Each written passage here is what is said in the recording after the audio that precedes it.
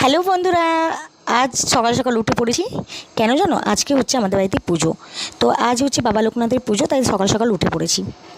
তো আমি চটজলদি বিছানাটা গুছিয়ে নিই, যেহেতু আজকে বাড়িতে অনেকই কাজ আছে তার জন্য। তারপরে আমি ভাবলাম যে মা কোথায় গেল, মায়ের আওয়াজ পাচ্ছি না। তারপরে মাকে আমি ডাকতে শুরু করলাম, দেখছি মা ছাদে ছিল, ছাদ থেকে মা নেমে আসছিলো। তারপরে আমি চলে গেলাম স্নানে, স্নান থেকেও চলে এসেছি।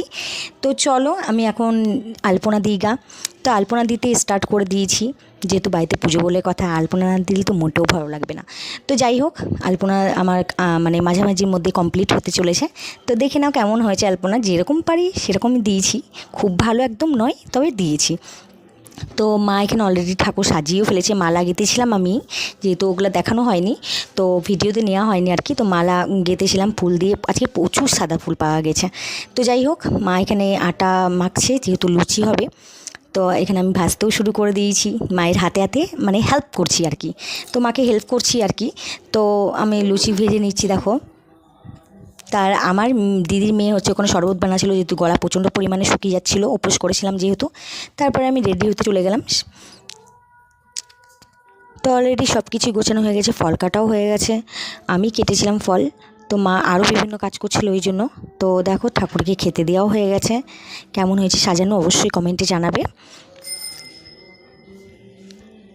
তো আমাদের পুজো কমপ্লিটই। তারপরে আমি প্রসাদ দিতে, যেহেতু আমাদের এখানে সবাই বাড়ি বাড়িতেই প্রসাদ দিই, তো প্রসাদ দিতে চলে যাচ্ছি।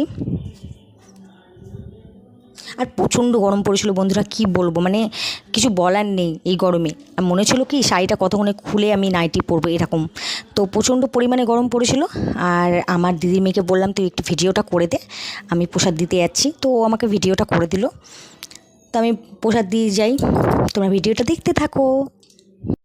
আমার প্রসাদ দিয়ে আসা কমপ্লিট হয়ে গেছে। তারপরে আমার প্রচণ্ড গরম লেগেছিলো, তাই আমি নাইটি পরে নিয়েছি।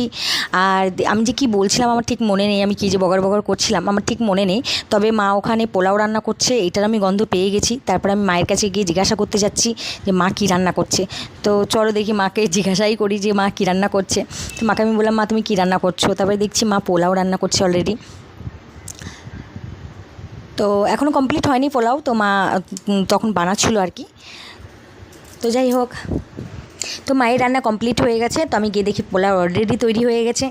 আর এখানে রয়েছে লুচি, আমি যেহেতু ভেজেছিলাম লুচি, আর অনেকটা কম হয়ে গেছে এই কারণ যে আমরা খেয়েছিলাম ওই কারণের জন্য। তো আর প্রসাদেও দেওয়া হয়েছিল। তো এখানে আলুর দম রয়েছে, আর সত্যি ভীষণ টেস্টি লাগে। যে পোলাওয়ের সঙ্গে আলুর দম ছাড়া একদমই চলবে না। তো আমাদের 3 জনের খাবার আমরা বেড়ে নিয়েছি, খাবো। তোমরা দেখতে থাকো। আর মা সঙ্গে পায়েসও রান্না করেছিল। তো ভীষণ টেস্টি হয়েছে আজকের খাবার, যেহেতু ঠাকুরের খাবার বলে কথা, ভগবানের নাম করে যে কোনো খাবার তৈরি করলেই খুব সুন্দর হয়ে যায় আর খুবই টেস্টি হয়। আমি খেয়ে নিই, তোমরা চ্যানেলটা সাবস্ক্রাইব করে নিও। বাই। ভিডিওটি ভালো লাগে